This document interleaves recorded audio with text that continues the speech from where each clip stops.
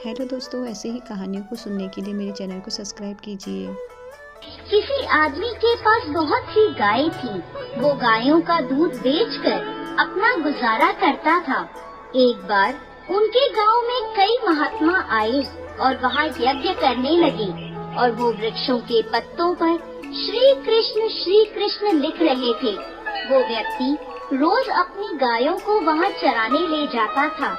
एक दिन एक गाय ने वो श्री कृष्ण नाम लिखा पत्ता खा लिया। शाम को जब सभी गायें वापस अपने बाड़े में चली गईं, तब वह गाय श्री कृष्ण बोलने लगी। तभी सारी गायें उसे बोली, ये तुम क्या बोल रही हो?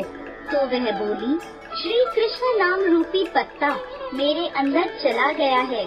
ऐसा लगता है ये नाम मेरे अंदर समा गया है और मेरा मैं चला गया है। ऐसा कहकर वो गाय बस श्री कृष्ण नाम जपती रही।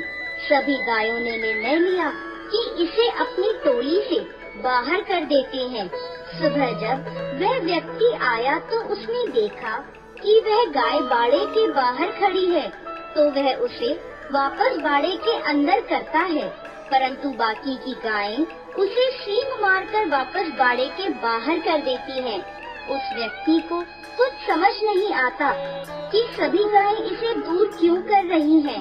कहीं इसको कोई बीमारी तो नहीं हो गई? कहीं ऐसा ना हो कि एक गाय के चक्कर में मेरी सभी गायें बीमार हो जाएं। वो व्यक्ति रात को उस गाय को जंगल में छोड़ आता है। जंगल में एक चोर को वह गाय मिलती है। वो उसे दूर गांव में ले जाकर किसी किसान को बेच देता है। वो किसान भी देखता है कि यह गाय सारा दिन श्री कृष्ण जपती रहती है। अब वह किसान उस गाय का दूध बेचकर अपना गुजारा करने लगा। श्री कृष्ण नाम के प्रभाव से उस गाय का दूध अमृत समान हो गया। दूर दूर से लोग उस गाय का दूध लेने आने लगे और उस किसान के घर के हालात सुधरने लगे। एक दिन राजा के मंत्री वहाँ से गुजर रहे थे। तभी वह किसान के घर रुके तो किसान ने उन्हें उस गाय का दूध पिलाया। वो दूध पीकर मंत्री किसान से बोले, हमने ऐसा दूध कभी नहीं पिया। किसान बोला, ये तो इस गाय का दूध है जो सारा दिन श्री कृष्ण करती रहती है। श्री कृष्ण नाम का जाप करती उस गाय को देखकर हैरान रह जाते हैं और वापस महल को लौट जाते हैं। उन दिनों उस नगर की रानी बीमार थी।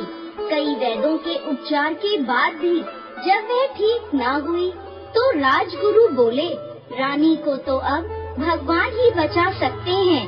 तभी मंत्री ने राजा को उस गाय के बारे में बताया।